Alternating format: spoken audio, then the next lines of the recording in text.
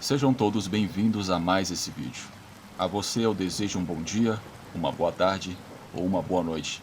Independente do horário em que você está vendo esse vídeo agora, seja no trabalho, enquanto cozinha, limpa a casa ou se prepara para dormir.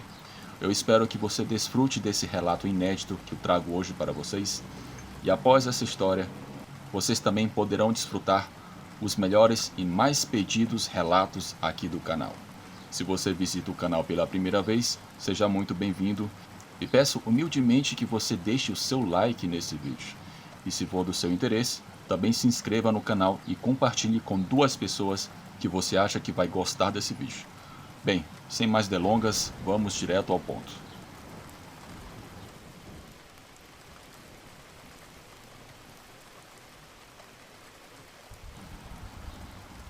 Olá, eu me chamo Gutierrez. Nasci no Peru, mas moro no Brasil há 15 anos. Quero contar uma história de algo que aconteceu na pequena cidade em que eu morava. A história que vou contar aconteceu com a vizinha da minha avó há muitos anos atrás. Minha família é originária de uma cidade ao sul da cidade de Pisco, no Peru.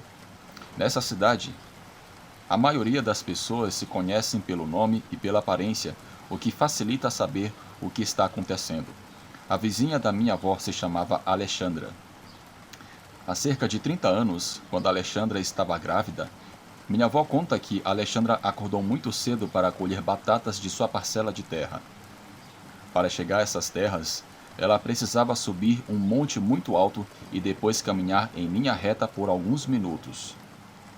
Enquanto a mulher subia o monte, todos viram que uma lhama a estava seguindo. Os vizinhos que a viram de longe não pensaram nada de mal, pois na região havia várias lhamas. Ocasionalmente, alguma delas seguia as pessoas. No entanto, um dos vizinhos que voltava de suas terras viu aquela lhama, mas não a reconheceu.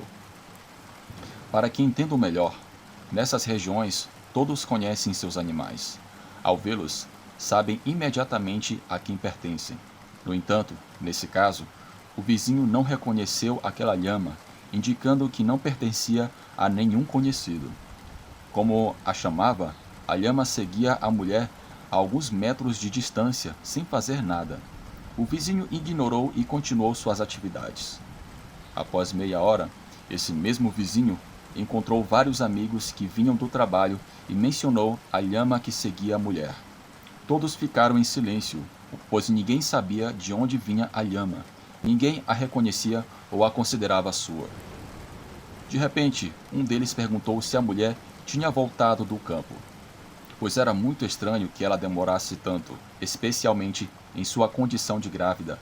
Um dos homens ficou preocupado e, por precaução, foi dar uma rápida olhada no local onde a mulher costumava estar.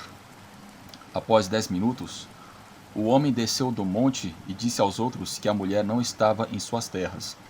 Todos se questionaram se a mulher já havia descido, mas não sabiam em que momento isso aconteceu, pois todos estavam parados no único caminho que levava à vila. Sem obter respostas, preocupados, decidiram procurar a mulher. Após 20 minutos de busca, um dos homens ouviu um ruído estranho vindo de um arbusto. Ele alertou os outros de que algo estranho estava acontecendo ali, e quando todos foram até o arbusto, testemunharam uma cena aterradora. A suposta lhama que estava seguindo a mulher não era uma lhama, mas sim um indivíduo condenado. Esse indivíduo estava atacando e consumindo a mulher e seu bebê. Os vizinhos enfurecidos tentaram capturar o agressor, mas ele, ao perceber que muitas pessoas estavam se aproximando, saiu correndo até se perder na mata.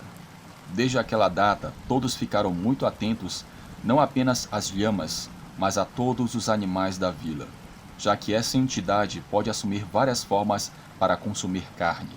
Por isso, permaneceram em alerta constante. Infelizmente, ele nunca mais foi capturado e por muitos anos as pessoas estavam com medo, evitavam ficar sozinhas com animais em locais isolados, temendo o mesmo destino cruel que teve aquela mulher. Talvez aquele homem era um Nauai.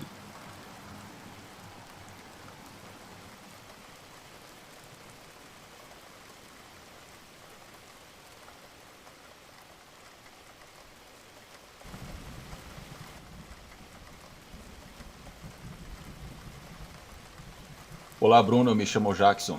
Eu tenho 36 anos e moro em um bairro na zona rural de Tremembé. Meu bairro fica perto da Serra da Mantiqueira. Eu tive duas experiências com o lobisomem e gostaria que você pudesse narrá-la a todos aqui no canal. Ambas experiências aconteceram no começo do ano de 2023. A primeira vez foi devido a um problema de insônia que eu tenho. Era de madrugada, eu resolvi sair para fumar um cigarro. Eu estava na porta da minha casa quando eu vi um vulto na esquina da minha rua. Aquilo começou a andar em direção à minha casa. Parte da rua estava escura, então eu não conseguia ver direito o que era. Aquilo veio se aproximando lentamente. Quando ele estava quase chegando perto da luz de um poste, eu percebi que era um animal muito grande. E logo tomei um susto ao ver um cachorro enorme andando em duas patas. Suas pernas traseiras pareciam quebradas. Aquele bicho ficou farejando o ar e por sorte não me viu. Era uma criatura horrível e era um intermediário entre um ser humano e um animal.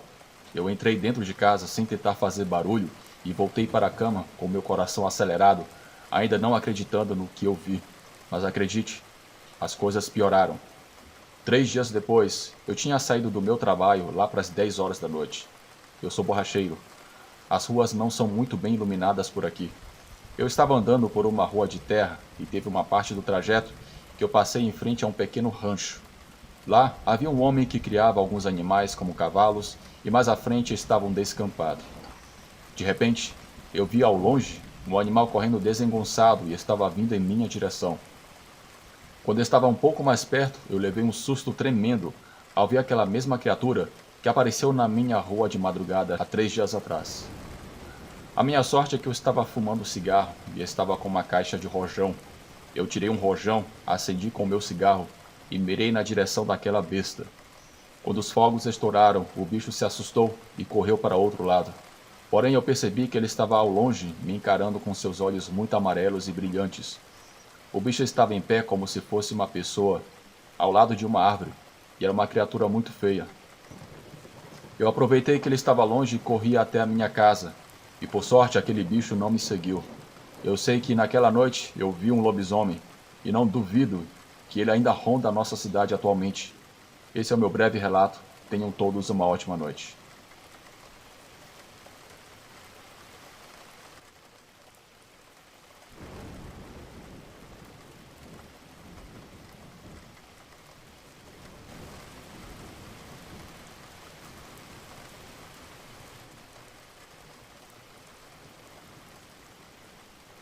Se vocês se perguntam de onde somos, moramos em um povoado perto de Bacabal, Maranhão. Minha família e eu vivenciamos muitos eventos paranormais na casa dos meus primos. Nós fomos morar lá quando eu tinha 8 anos de idade. Eu vou dividir esse relato em 3 partes. Primeiro, a experiência que eu tive quando eu era criança. E depois, a experiência quando eu tive quando eu já era adulta e já era mãe. E uma experiência que aconteceu com outros parentes meus. A primeira experiência aconteceu ao lado da nossa casa. Morava uma vizinha chamada Dona Feroz. Ela tinha esse nome porque ela brigava diariamente com todos os vizinhos. Desde que chegamos, ela começou a ter problemas com os meus pais. Era uma pessoa muito rude e nos fazia muitas maldades. Quando os problemas aumentaram com ela, começamos a receber a visita de um estranho animal, que a todo custo queria entrar na casa. Ouvíamos ele grunhir enquanto arranhava a porta de madeira. Para ser honesta, muitas pessoas viviam nessa casa, razão pela qual dormíamos amontoados.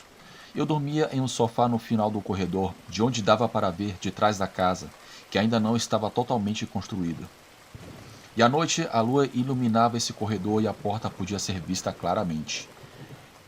Em uma dessas noites, uma besta nos visitou. Eu tive que ver horrorizada como ela golpeava a porta e enfiava sua mão peluda na separação entre a porta e a parede. Essa criatura estava tentando entrar como se fosse um humano, pois caminhava em 2 patas. Quando tentei gritar, minha mãe tapou a minha boca. Na verdade, eu não tinha percebido que eles já tinham se levantado com a intenção de enfrentar aquilo, pois eles estavam com paus e facas. Estavam prontos para bater, mas não conseguiram, porque aquela coisa era muito rápida, e quando percebeu a armadilha conseguiu escapar. Minha mãe e os outros elaboraram um plano para que, quando esse animal voltasse, enquanto eles rezavam, os outros espancariam até matá-lo, pois sabiam que aquilo era um lobisomem. Na noite seguinte, por volta da meia-noite, a besta voltou. Eles prepararam tudo exatamente como tinham planejado. Meus tios e primos dizem que esse animal os paralisava quando tentavam atingi-lo. De nada adiantaram as rezas, pois mesmo fazendo aquilo, ele conseguiu escapar novamente. Passaram alguns dias e, eventualmente, aquela criatura retornou, mas dessa vez conseguiram atingi-la. No entanto, descuidadamente, ela pulou para o terreno da vizinha que mencionei. Meus tios e primos correram até a porta da senhora para falar com ela e pedir permissão para entrar e matar a besta. Enquanto isso, os outros ficaram de guarda onde a criatura tinha pulado para impedir sua fuga. Para surpresa deles, depois de um tempo, a vizinha saiu muito irritada, amaldiçoando e gritando obscenidades, pois a dona feroz estava totalmente machucada no rosto e no corpo. Meu Deus, ela era o lobisomem. Não sei o que aconteceu, mas pouco tempo depois, ela fugiu. Me deu parte de sua propriedade porque não conseguiu lidar conosco. Eram cerca de 20 na minha família. Quando ela foi embora, os vizinhos comentaram que ela também os incomodava de diferentes maneiras. Ela queria sugar as crianças, às vezes roubava a comida delas, e isso era apenas com aqueles com quem ela tinha problemas. Os anos se passaram, mudamos de casa, mas quando íamos visitar a família, às vezes se ouvia do lado de fora da casa um grunhido aterrador. Lembro-me bem que, nessa época, eu já tinha completado 10 anos, e jamais esquecerei o que vivemos naquela vizinhança. A outra experiência aconteceu quando eu já era adulta e tinha meus filhos e já era casada. Aconteceu uma certa noite e foi uma terrível experiência. Um ser maligno invadiu a minha casa. Agora sei o que eu vi naquela noite. Eu estava no meu quarto quando de repente eu vi aquele lobisomem ajoelhado entre as duas camas dos meus filhos, que naquela época eram crianças. Minha cama estava em um canto e senti sua presença sinistra por volta das 3 horas da manhã. Abri os olhos e o vi cara a cara. Estava ajoelhado ao lado da cabeceira. Era aterrorizante. Ele tinha uma pelagem de cor avermelhada, mas não muito em abundância. Era algo esquelético com pernas longas e extremidades horríveis. Suas mãos tinham unhas compridas e afiadas, mas o pior era o seu rosto. Parecia ter várias marcas de brigas e uma mandíbula grande entreaberta que me mostrava seus enormes dentes com saliva. Seus olhos eram horríveis e alongados como os de um gato, com um brilho amarelo que me encarava com um ódio imenso. Suas orelhas eram pontiagudas, tudo nele era horrível, e eu o descrevo com tanto detalhe porque o tive na minha frente por alguns minutos. Quando reagi, comecei a gritar para que meu marido acordasse, e enquanto o fazia, pude ver como aquele animal escapava pela janela. Poucos segundos depois, meu marido acordou e tentou me acalmar, dizendo que não tinha visto nada. No dia seguinte, contei à minha mãe e mencionei que há algumas noites um animal que grunhia muito feio estava nos visitando. Eu conseguia ver que ela dava voltas pela casa, e graças aos seus grunhidos, conseguia saber em qual parte do quintal estava. Eu disse a ela que pensei que fosse apenas um cachorro, pois o tinha visto em outras ocasiões fora da janela, mas naquela noite em que eu o tive de frente, tudo mudou. Eu também mencionei para a avó do meu marido. Ela alugava alguns quartos para 3 indígenas que falavam alguns dialetos. Durante o dia, eles vendiam redes e panelas, mas especialmente um deles sempre me olhava com muita insistência. Minha mãe e a avó do meu marido perceberam que se tratava daquele indígena.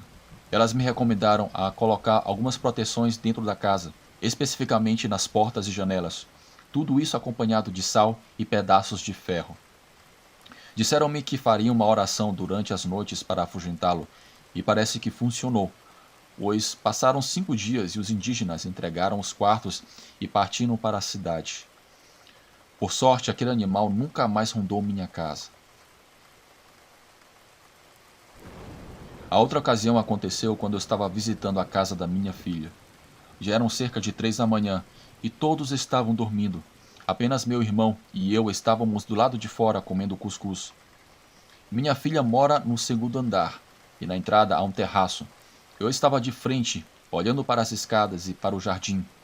Meu irmão estava na minha frente e a conversa estava muito agradável, quando de repente vejo a imagem de uma criatura horrível. Ela estava rastejando, provavelmente para não ser descoberta. O animal era enorme, media um pouco mais de 2 metros de altura, de uma tonalidade cinza quase escura, com patas enormes e fortes. Essa besta subiu lentamente, muito silenciosa, pelo último degrau e de repente endireitou-se para andar em duas patas como se fosse um humano. A diferença era que tinha um corpo de cachorro. Nervosa, eu pedia a meu irmão que ficasse quieto. A criatura híbrida virou a cabeça e nos encarou com os olhos enormes e um focinho muito grande. Nós ficamos paralisados, sentindo a qualquer momento que aquela coisa poderia nos atacar. Mas de repente foi embora, caminhando muito devagar pelo mesmo caminho que veio. No entanto, algo não fazia sentido, pois no primeiro andar, no pátio, estavam meus 3 cachorros da raça pastor alemão, e não ouvimos nenhum latido. Acredito que essa criatura os dominou, e apenas vimos como levou algumas coisas que havíamos guardados na varanda. O que aconteceu comigo foi real. Meu irmão e eu não conseguimos mexer um dedo até que o animal fosse embora. E essa foi a minha segunda experiência com o lobisomem. A próxima história aconteceu há muitos anos atrás. Meus pais estavam visitando a família no Pará. Eles moravam perto da serra e naquele vilarejo não usavam banheiro. Faziam suas necessidades nos campos. Naquela noite, meus pais saíram para fazer suas necessidades. O terreno que usariam ficava à beira do caminho. Quando se preparavam para fazer suas necessidades, ambos viram alguém se aproximando em um burro e quiseram se esconder por vergonha. Eles ficaram em silêncio, e foi quando viram que à sua frente estava passando um enorme burro. Girava terrivelmente e tinha olhos completamente vermelhos. Aquele animal carregava nas costas um porco enorme, alguns coelhos e um carneiro. Eles ficaram surpresos e esperaram por um tempo para ver a que horas o dono do animal passaria, mas ninguém apareceu. Naquele momento concluíram que era um feiticeiro que estava caçando.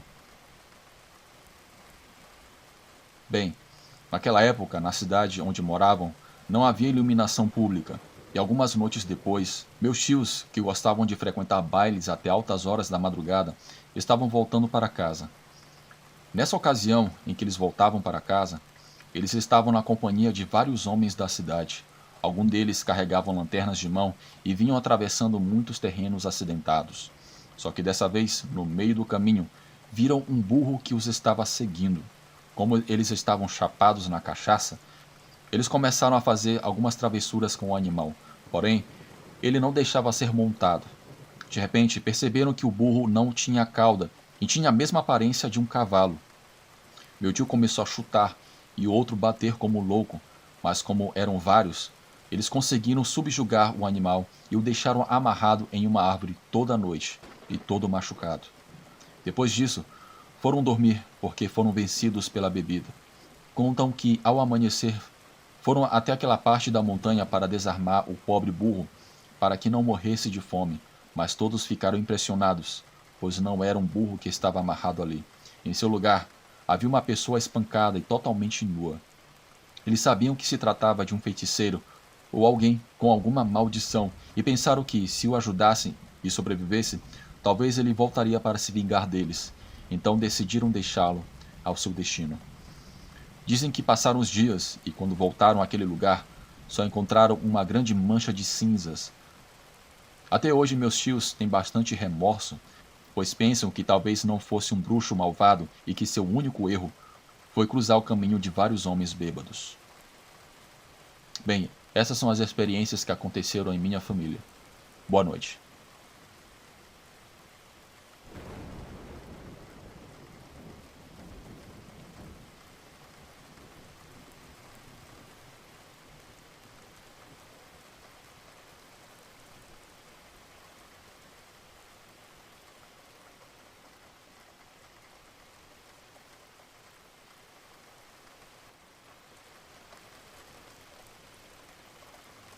Olá, eu peço que meu nome permaneça anônimo.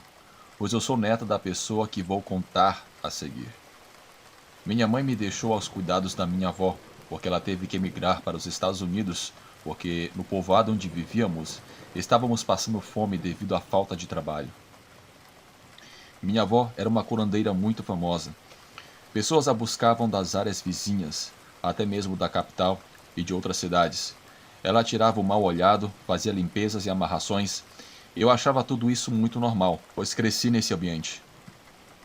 Ela nunca me deixou ajudá-la, mesmo que eu insistisse em aprender. Ela sempre se recusava, até o dia em que ela perdeu a língua. Foi assim que ela concordou que eu fosse a sua intérprete. E juro a você, vivo arrependida até hoje. Agora percebo que amo minha vozinha com todo o meu coração, mas ela é uma pessoa muito má e sem escrúpulos. Já vi como ela prejudicou inúmeras pessoas, inclusive os habitantes da cidade tentaram nos expulsar inúmeras vezes, mas sempre acabam se rendendo aos feitiços da minha avó. Apesar da minha avó ter 70 anos, ela parecia uma mulher de 35. Eu sei que talvez não acreditem em mim, mas se vocês pudessem vir na minha cidade, iriam atestar que não é brincadeira. Eu não sabia como ela fazia ou que encantamentos realizava para se manter tão jovem, até que chegou aquele horrível dia. Foi exatamente em 10 de fevereiro. Um casal chegou à casa da minha avó, vindo de uma cidade vizinha. Eles traziam um bebê nos braços e minha avó estava lavando roupa atrás da casa. Mas quando ouviu o choro do bebê, daquela jovem família, correu para recebê-los e colocar-se à disposição imediatamente. A mãe da criança alegava que há 2 noites seu filho não parava de chorar. A mulher culpava sua sogra, pois jurava que ela estava fazendo mal olhado para que ele não pudesse dormir. Minha avó procedeu a limpar o bebê com um ovo e colocou um fio vermelho ao redor do pescoço dele, instruindo os pais a nunca tirá-lo em qualquer circunstância. O casal saiu muito satisfeito e minha avó começou a cantar e dançar pela casa toda. Eu perguntava para ela por que ela estava tão feliz, e ela apenas me disse que finalmente iria comer. Eu levei aquilo como uma piada e continuei com as minhas tarefas. No dia seguinte, minha avó estava radiante. Eu poderia até jurar que ela parecia mais jovem. Já no final da tarde, bateram novamente a porta. Era o casal que havia trazido o bebê no dia anterior. A mulher estava chorando e me suplicava para ver a minha avó, mas ela tinha saído para buscar lenha. O pai, entre soluços, me mostrou o bebê, que parecia bastante doente e amarelado. Fiquei assustada ao vê-lo e disse a eles que minha avó voltaria bem tarde. Sugeri que fôssemos ao centro de saúde, que estava a algumas ruas de distância. Eles pediram para eu acompanhá-los e assim o fiz. Fomos recebidos por uma enfermeira que imediatamente colocou um soro no bebê, mas cada vez mais ele parecia piorar. Não dava muitas chances de sobrevivência para ele. O bebê começou a ter muita febre e a enfermeira me pediu para ajudar a colocá-lo em uma banheira com água fria. Eu estava muito nervosa e preocupada com aquele inocente bebê. De repente, quando a enfermeira me pediu para passar uma tesoura que estava em cima da mesa e começou a cortar o fio que minha avó havia colocado no dia anterior, como que por magia, o bebê começou a se recuperar. Ele estava mais corado e a febre começou a baixar. A enfermeira, muito contente, saiu para dar as boas notícias aos aflitos pais, quando a celebração foi interrompida ao ver a minha avó chegando coberta de sangue. Foi a cena mais horrível que se pôde imaginar, porém mais surpreendente foi ver o que ela estava segurando na mão. Era um pedaço de sua língua, que ela tentava colocar de volta sem sucesso. Naquele momento, ela desmaiou diante de nós e foi imediatamente levada para a capital. Ela ficou internada há vários dias e infelizmente não puderam fazer nada por minha avó. Ela havia perdido a língua e, como resultado, também a fala. Ao voltar para a cidade, todos sabiam daquele horrível acontecimento. O bebê, graças a Deus, agora está bem. Fiquei sabendo pelos vizinhos. A enfermeira, ao perceber o que havia acontecido, pediu sua transferência imediatamente, pois sabia que minha avó era uma bruxa. Minha querida avó agora realmente parece muito mal. Sua pele começou a enrugar e manchas de idade começaram a aparecer. Não resta nada daquela mulher jovem e bonita. As pessoas da cidade evitam passar por nossa casa porque temem que minha avó possa se vingar delas. Ao saber do que aconteceu, metade da cidade celebrou sua tragédia, pois nenhum filho mais adoeceria ou morreria por causa dela. Naquele dia eu entendi para que servia os famosos fios vermelhos dela. Através desse feitiço, ela sugava o sangue dos bebês, o que lhe proporcionava juventude e beleza.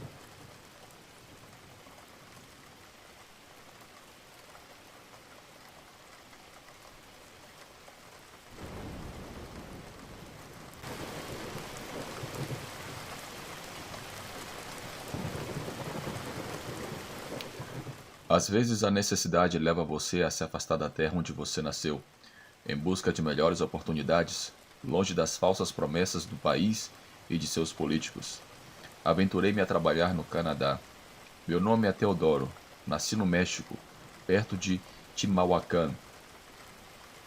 Então, conheci o que é passar fome desde tenra idade. Infelizmente fiquei órfão aos 10 anos. Então tive que cuidar de mim mesmo, conhecendo pessoas boas e más no processo. Para minha sorte, a maioria das pessoas eram boas, o que me ensinou a lutar e alcançar sempre um propósito, o que atrairia a fortuna tarde ou cedo para a minha vida. E parte dessa fortuna foi Cecília, minha esposa, com quem estou casado há 4 anos e aguardando o nosso primeiro bebê.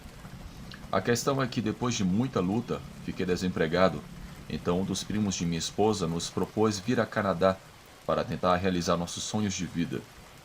O único inconveniente era que não tínhamos um centavo, então a família se uniu para nos ajudar a viajar para a nossa vida em um país que nos recebeu de braços abertos. Como nossa estadia era legal, a assistência social nos ajudou a obter uma casa, cuidaram de Cecília e me colocaram em um excelente emprego, fazendo entregas de alimentos. A empresa tinha uma alta demanda devido à presença de escritórios, escolas, a reserva Ojibwa, fazendas e até lenhadores que trabalhavam nas partes mais remotas da cidade, solicitando qualquer tipo de comida, que chegava quente devido ao transporte, em uma motocicleta especialmente equipada para manter a comida quente. Não importava a hora, na verdade, cada pedido extra resultava em uma boa gorjeta, além da comissão do gerente, o que tornava muito atraente fazer entregas fora de horário. Curiosamente, as pessoas da reserva paravam de trabalhar por volta das 19 horas, quando o sol se punha. Lembremos que o clima do Canadá era praticamente invernal, então eu presumi que fosse devido ao frio, algo que não me incomodava tanto. Além disso, o carrinho de entregas era muito confortável e mantinha o calor, o que tornava a viagem mais suportável. Era uma ótima renda extra para minha família, então eu fazia as entregas extras não por ambição, mas por necessidade e vontade de progredir. Além disso, minha querida Cecília estava grávida de 6 meses, então eu não podia dar um passo atrás. Com o tempo, conquistei a simpatia e a confiança das pessoas da cidade, incluindo os Ojibwa, da reserva, que adoravam pizzas e nossa bem-sucedida introdução dos tacos no cardápio. Em uma ocasião, fomos convidados para o churrasco, onde as mulheres cuidavam carinhosamente de Cecília, pois diziam que os bebês trazem bênçãos e me permitiram fazer parte de seu clube. Até nos dias de folga, saímos muito de casa e nos divertimos. Foi Joey Falcão Negro quem me disse uma vez que não deveríamos entrar muito na floresta, que deveríamos prestar atenção e sempre permanecer à vista. Pareceu-me uma ideia muito lógica, então apenas obedeci às instruções.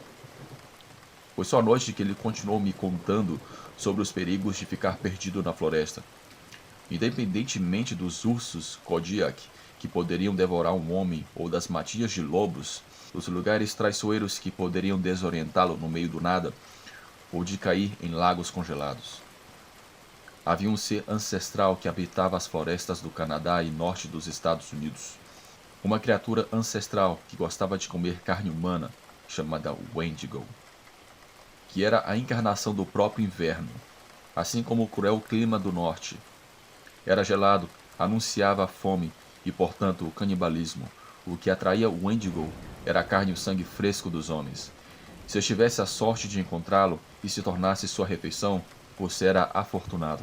Mas, às vezes, a maldade do espírito sombrio chamado Manitou fazia com que você se transformasse em outro Wendigo, como ele, para que caçasse os seus.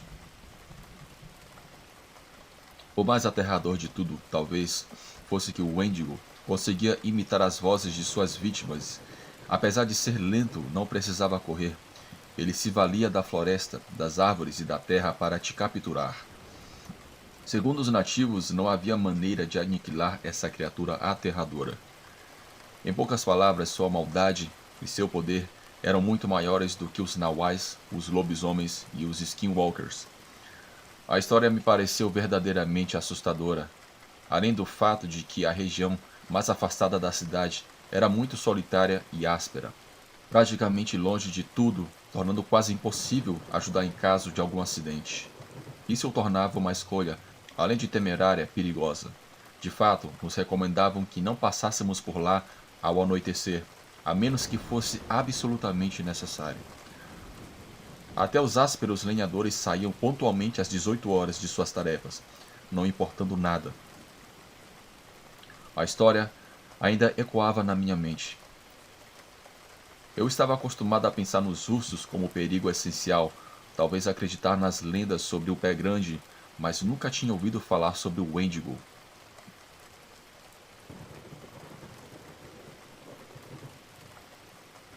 Era verdadeiramente assustador e aterrorizante pensar em ficar preso no meio da floresta. Além disso, minha vida era realmente tranquila e pacífica, com ocasionais interrupções de energia de vez em quando, mas nada fora do comum. Nas noites de escuridão total, as entregas eram feitas em equipes de 3 pessoas, devido à dificuldade de navegar pelas estradas se você não conhecesse o local. Além do mais, isso fornecia uma camada extra de segurança. Tudo corria bem para as equipes de entregas. Em certa ocasião, tivemos que fazer uma entrega para o posto de guarda florestal na área. Era simples, apenas ir e entregar, nada fora do normal. A ida foi bastante tranquila. Entregamos e os guardas nos disseram para voltar com cuidado, pois haviam chamado o escritório do comissário devido a um acidente que ocorreu na volta para a cidade. Achamos estranho porque não vimos nada enquanto passávamos pela área mencionada. Voltamos para a cidade e, de fato, havia 3 viaturas e uma ambulância, mas os oficiais pareciam desconcertados. Paramos para conversar. Eles nos disseram que aparentemente o carro havia batido em algo muito grande, talvez um caminhão, mas também poderia ser um alce ou um urso. Em qualquer caso, os ocupantes do carro não estavam na área.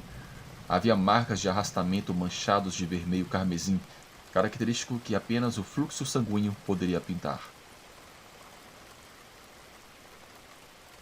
As pegadas se dirigiam para o interior da floresta, mas depois não havia mais nada, como se estivessem desaparecido de repente. Era uma noite de lua cheia, o que cortava a escuridão da noite de maneira sinistra. Repentinamente, à distância, ouvimos um som sinistro que nos arrepiou a todos. Algo como um uivo ou um grito. O comissário, visivelmente nervoso, sorriu e nos disse para ficarmos calmos, que talvez fosse apenas o vento ou o alce chamando sua parceira. Todos rimos, obviamente, porque ninguém acreditou na história do alce. Nos despedimos cordialmente como amigos e continuamos o nosso caminho. Aparentemente, o som do suposto alce continuaria várias vezes durante toda a noite. O que achamos extremamente estranho foi que, ao passar pela área dos nativos, eles haviam acendido grandes fogueiras, além de cercas de fogo, como se algo muito grande e perigoso os estivesse rondando na escuridão. Apenas os homens estavam do lado de fora, as mulheres e crianças estavam trancadas em suas casas. Todos estavam armados e pareciam em transe. Os anciãos estavam ao redor da fogueira recitando algo em sua língua nativa. Obviamente não entendemos. Joey, Falcão Negro, nos viu passar e o olhar do amigo tranquilo e pacífico que eu tive o prazer de conhecer nos últimos meses tinha uma expressão de resignação, medo e solenidade misturados. Algo muito ruim aconteceria naquela noite. Todos nós instruímos pelo simples fato de observar os guardiões da floresta tomando uma posição radical de defesa. Quando chegamos em casa, era por volta de 1 da manhã. Cecília estava evidentemente nervosa e me perguntou se havia visto fogo na reserva, à distância, e se estava tudo bem. Eu disse a ela que sim, que as pessoas da comunidade indígena estavam realizando algum tipo de cerimônia ou algo parecido. Em seguida, Ela me contou sobre uivos arrepiantes que havia ouvido durante todo o dia. Eu contei a ela o que o comissário nos disse, que talvez fossem alces ou o vento batendo nas montanhas, mas eu sabia que, se fosse o vento, o som seria constante. No entanto, não era assim. Os ruídos eram ouvidos em intervalos específicos de tempo, exatamente a cada 12 minutos. Primeiramente um e depois o outro respondia à distância. Claramente era perceptível que a distância percorrida por essas criaturas eram diferentes, como se ela se movesse de um lugar para o outro, como se corresse no vento ou através da vegetação. Os aterradores uivos ecoaram durante toda a noite. Na manhã seguinte, a escuridão persistia. O comissário estava na reserva e pedia ajuda de Joey e seus amigos para rastrear os corpos, pois na noite anterior não conseguiram encontrá-los. A busca durou toda a manhã e tarde. Por volta das 17 horas do segundo dia de busca, ou seja, no quinto dia desde o desaparecimento, a comitiva de Joey retornou à cidade. Joey e seus homens eram os melhores caçadores da região e talvez de toda a área dos Grandes Lagos. Em um pequeno saco, eles mostraram ao comissário e a todos os presentes os poucos restos que conseguiram encontrar. Não havia mais nada. O mais estranho de tudo era que, ao longo do caminho e durante a busca, a floresta estava em um silêncio absoluto. Eles não ouviram nenhum pássaro, não viram veados, alces ou ursos, nem mesmo os caçadores curiosos, lobos ou gatos selvagens foram avistados. Era como se toda a floresta estivesse desaparecido para outro lugar. O comissário pediu a opinião de Joey e o caçador ficou surpreso, mas quando Joey começou a falar, todos ficaram em silêncio e prestaram atenção. Pelos tamanhos e formas dos poucos ossos, tratava-se de uma jovem família, um homem, uma mulher e uma menina. As lesões nos restos ósseos não correspondiam a nenhum predador da região. Era algo extraordinariamente grande com dentes enormes, garras e muita força. Arrancou as portas do carro e desmembrou os ocupantes sem muita dificuldade. Praticamente não sobrou nada, pois devorou quase tudo. O mais estranho de tudo, não havia pegadas, não havia rastros, apenas um fedor de carne podre por toda a área onde encontraram os restos. Ao dar seu veredito, todos mantiveram um solene e perturbador silêncio.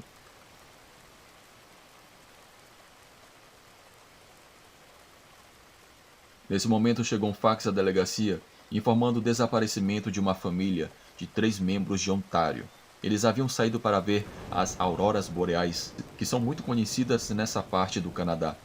Infelizmente, eles não conseguiram fazer isso. O comissário e o legista questionaram Joey se ele sabia ou suspeitava que tipo de animal poderia atacar pessoas de maneira tão selvagem e arrancá-las de seu veículo. O nativo, com uma expressão serena, respondeu que nenhum. Nenhum animal era capaz de realizar tal feito. O que atacou a família não foi um animal, nem mesmo uma criatura normal. O que os atacou foi o Wendigo. Todos ficaram em silêncio e, posteriormente, houve uma acalorada discussão entre aqueles que acreditavam nisso e aqueles que pensavam que eram apenas lendas infundadas. Mas o pai de Joey se lembrava claramente que nos anos 50, quando começaram a explorar as áreas remotas da região, lembravam-se que nos invernos mais rigorosos, as pessoas desapareciam, inclusive de suas casas. Da mesma forma, nos anos 80, os animais fugiram. As caçadas do Manitou não parou até que não restasse nenhum ser humano na região. Sabia-se que o Wendigo tinha ido embora quando os animais voltavam para suas casas. Os pássaros e os lobos eram ouvidos à distância. Era um sinal de que estava seguro novamente, mas agora o Wendigo havia retomado seu lugar na floresta, e ninguém sabia quantas pessoas mais cairiam em seu voraz apetite. Isso me parecia tão irreal para ser verdade, mas infelizmente era verdade. Os mais afastados da população eram os lenhadores, e para sua má sorte, coube a eles nesta ocasião. A maioria deles vinha de Quebec, trabalhavam apenas aqui, não viviam na cidade. Um deles chegou apressado em uma motocicleta. Ele estava aterrorizado e só conseguia balbuciar coisas sem sentido. Joey o fez beber aguardente para acalmá-lo. Ele estava completamente fora de si. Disse que uma coisa saiu da floresta e deu conta de vários de seus colegas. esmagou o maquinário como se fosse papel. Os poucos que conseguiram escapar chegaram logo depois, exatamente com a mesma história. O comissário ficou sobrecarregado em suas capacidades nessa situação. Então todos concordaram em colocar Joey Falcão Negro no comando, que disse que naquela noite todos deveriam repetir a cerimônia, afastar-se das áreas remotas e não retornar a elas. Todos deveriam estar juntos na reserva para afastar o mal, além de fechar a área para evitar mais mortes. Naquela noite, um êxodo silencioso chegou à reserva Ojigwa, em busca de refúgio contra o mal que habitava aquelas florestas. Os anciãos, como na noite anterior, prepararam fogueiras e o ritual. Os mais fortes se posicionaram como linha de defesa no caso de a besta sobrenatural tentar atacar. O resto da cidade se refugiou em suas casas, e todos os homens, incluídos lenhadores, se prepararam para apoiar. Ao início da cerimônia, os uivos começaram. Os bosques se afastaram com a passagem de algo verdadeiramente gigantesco. Ao longe, podia-se ver uma figura esquelética semi-humana com o que parecia ser um crânio de alce ou veado em sua cabeça. Era essa criatura que emitia os aterrorizantes uivos. Era o Wendigo. Os nativos dizem que, apesar de sua fome insaciável, ele pode comer homens e animais, até mesmo os ossos. Ele sempre está com fome, por isso sempre aparecerá faminto, com a pele grudada nos ossos. É a encarnação do canibalismo e da fome do deserto gelado. A cerimônia se intensificava enquanto a criatura tentava se aproximar, mas parecia que alguma barreira o impedia de passar. Obviamente, como as lendas contam, ele se vale da floresta das árvores, mas não podia atravessar a barreira. Apesar disso, os uivos de perto eram ainda mais arrepiantes e aterrorizantes. Todos estavam tremendo de frio e medo. Obviamente, as mulheres e crianças choravam aterrorizadas diante da ameaça iminente. Após várias horas mantendo a fera afastada, um forte vento nos derrubou no chão, enquanto a figura alucinante do Wendigo se desvanecia gradualmente entre as tempestades de neve, desaparecendo finalmente por completo. Ficamos exaustos e, sem perceber, o sono nos venceu. Na manhã seguinte fomos despertados por um som diferente. Pássaros, os maravilhosos cantos das aves haviam retornado com a chegada do sol, que após a noite eterna, iluminava as nevadas florestas. Junto com elas, os castores e as lontras também retornaram, ursos, lobos e até os peixes. A ameaça tinha ido embora, pelo menos por aquele momento. A cidade voltou à sua vida cotidiana. Os lenhadores decidiram seguir em frente e colocar madeira em outro lugar. As entregas continuaram normalmente. Finalmente nasceu minha pequena filha, a quem chamamos de Rocio, segundo a tradição de dar o nome com base no que o bebê observa ao nascer.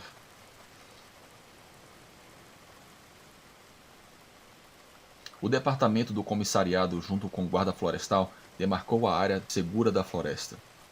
Colocaram placas de advertência e era estritamente proibido acampar, cortar árvores, cultivar ou caçar naquela área. Ninguém queria passar por aquele terror novamente.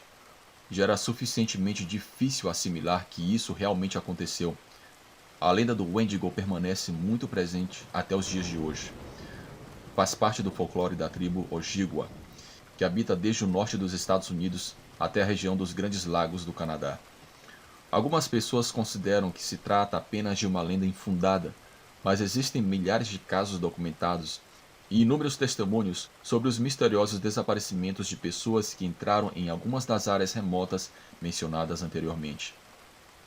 A aparentemente identificável presença de seres rondando as aldeias e até mesmo animais mortos por uma espécie de animal desconhecido são apenas alguns dos dados que temos sobre essas criaturas que persistiram através das gerações e que nem a civilização nem o passar dos séculos conseguiram esquecer. Os nativos que habitam essas terras relatam que, desde tempos imemoriais, o Wendigo se faz presente de tempos em tempos, lembrando que o deserto gelado é uma terra hostil, indomável, onde a fome pode trazer consigo o canibalismo, trazendo de volta à vida o lendário Wendigo. Muito obrigado por ouvirem minha história, espero que tenha sido do seu agrado.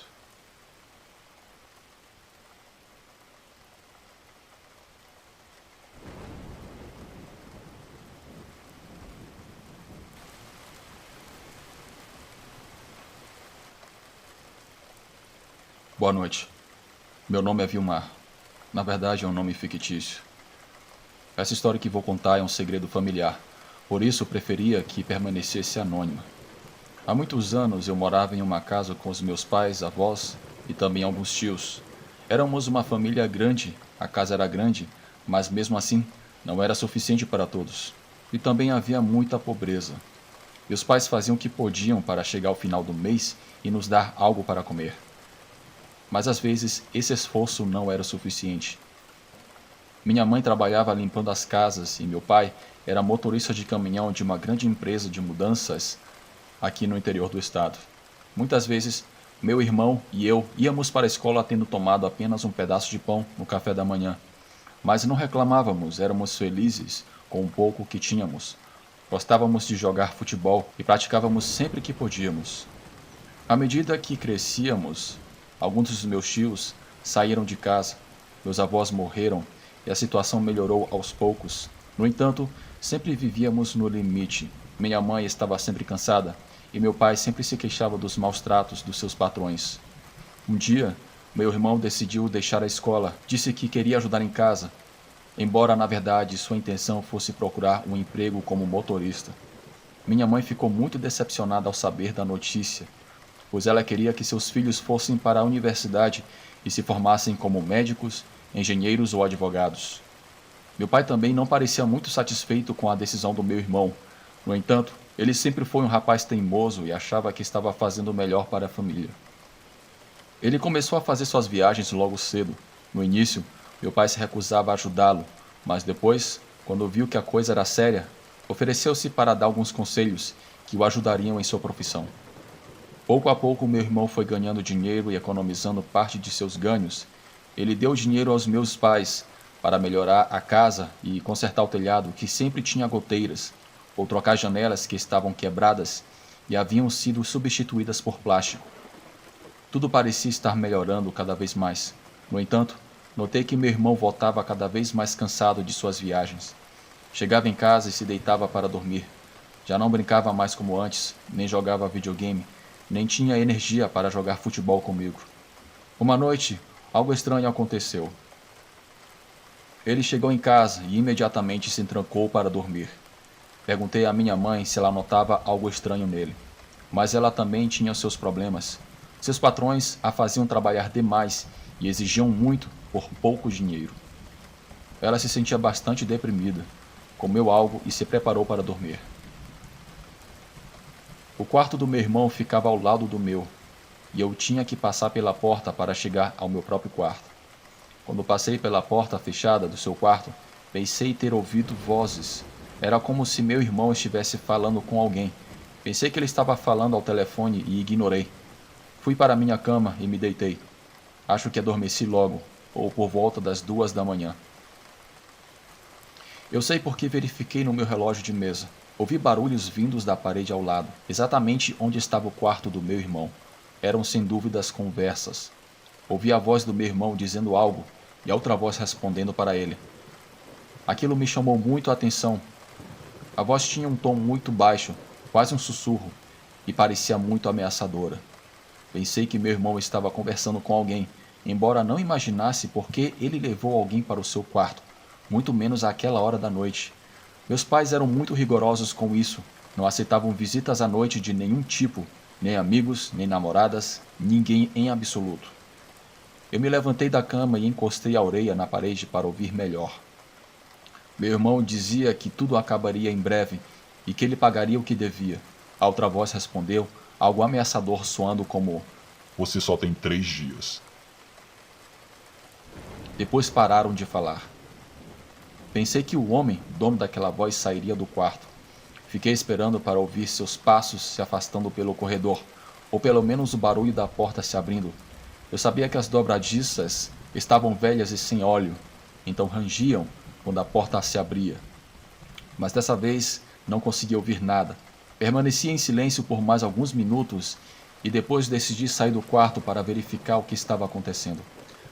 Abri a porta do meu quarto e fui em direção à porta do quarto do meu irmão. Colei novamente a orelha na madeira da porta, mas não ouvia nada. Bem devagar, tentando fazer o mínimo de barulho possível, Girei a maçaneta da porta. Olhei para dentro do quarto do meu irmão. Fiquei surpreso ao ver que ele estava dormindo e coberto até o pescoço. Não havia mais ninguém no quarto, embora eu tenha percebido um cheiro estranho, como um perfume forte daqueles que alguns idosos usam.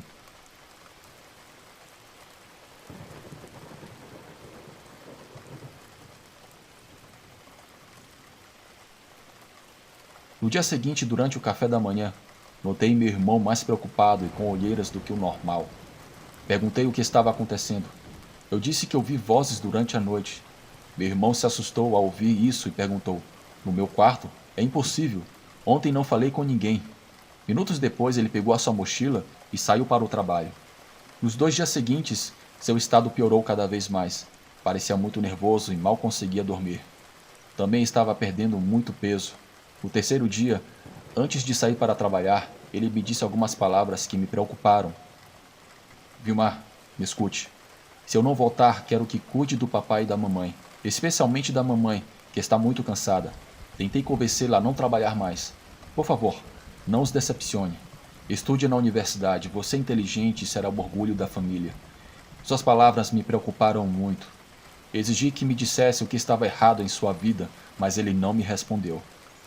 Ele partiu como sempre em silêncio, com sua bolsa no ombro, olhando para um lado e para o outro, como se temesse que alguém o estivesse seguindo.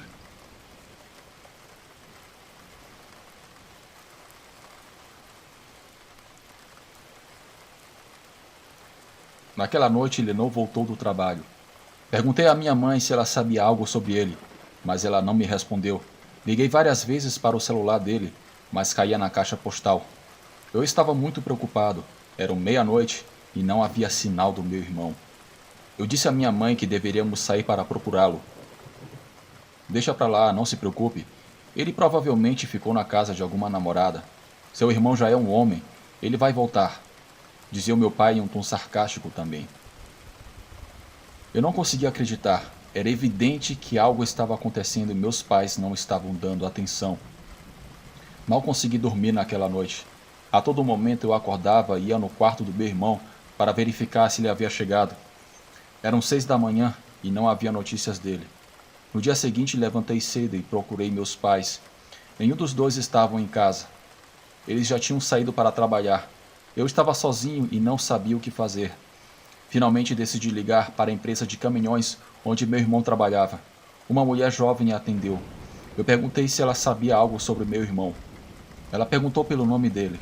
Então, eu disse a ela. A mulher fez uma pausa. Eu podia ouvir o som dos seus dedos no teclado, como se estivesse procurando informações no computador.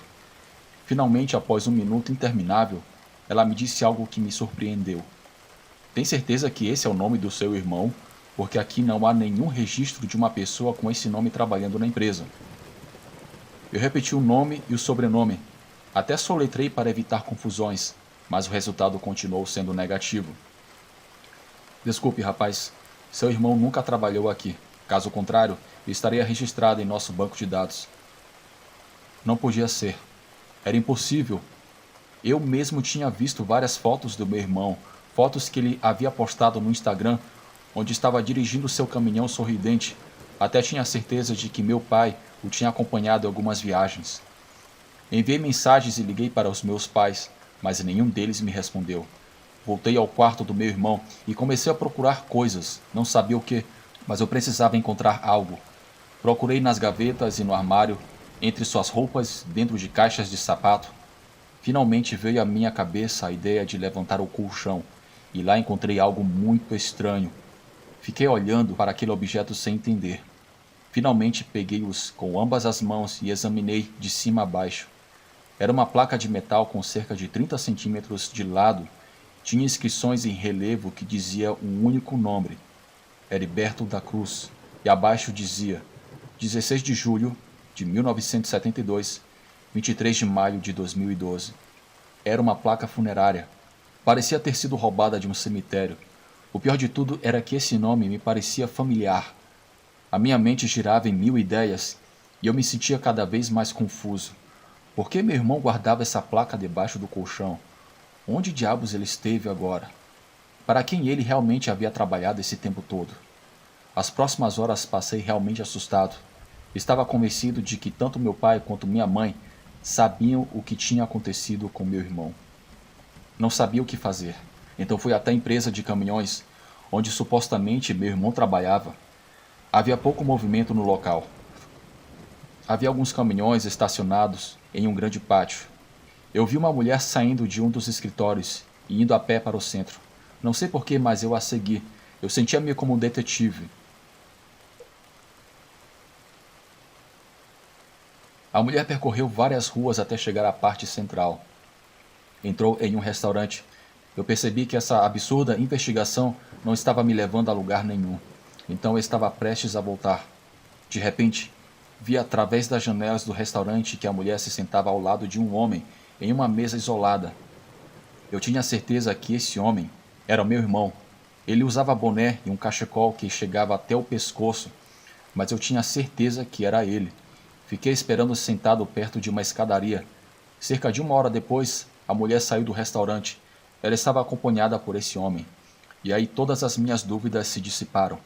Efetivamente era meu irmão. Eu gritei para ele, e ele se virou. Ainda me lembro do seu rosto, parecia totalmente apavorado. Vilmar, gritou comigo. Ele disse para eu sair de lá, para cuidar dos nossos pais e para não segui-lo novamente. Perguntei o que estava acontecendo, porque ele havia desaparecido à noite. Ele repetiu as palavras e, em seguida, entrou em um carro com essa mulher. Esqueça de mim, eu não sou mais o seu irmão. Continue com sua vida e me deixe em paz. Assim ele me gritou. E depois foram embora. Era a primeira vez que meu irmão mais velho me tratava assim. Não podia acreditar no que ele me disse. As lágrimas de impotência e tristeza escaparam dos meus olhos. Voltei para casa a pé. Meu pai já estava lá preparando o jantar. Eu disse o que tinha visto. E meu pai negou com a cabeça. Ele me disse: não se preocupe, ele ficará bem. Não volte a procurá-lo. Talvez um dia, quando for mais velho, eu te explicarei tudo.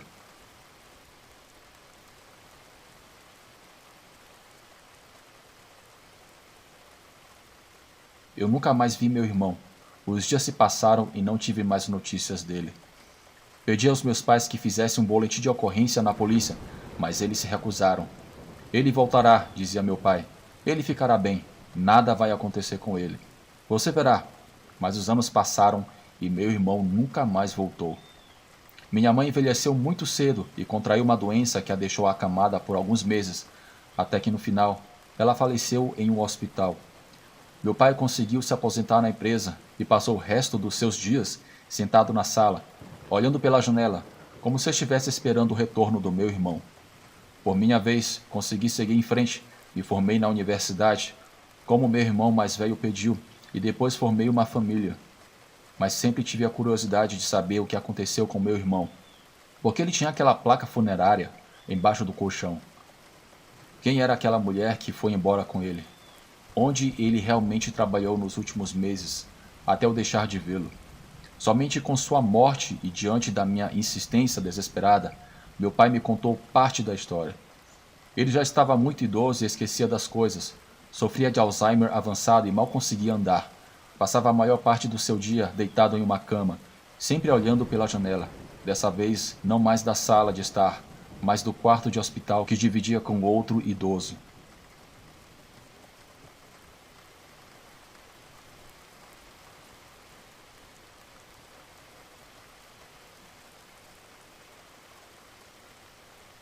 Era noite quando a enfermeira me avisou que meu pai estava agonizando. Então eu corri para o hospital e o vi lá, adormecido, mas quando ouviu a minha voz, abriu seus olhos.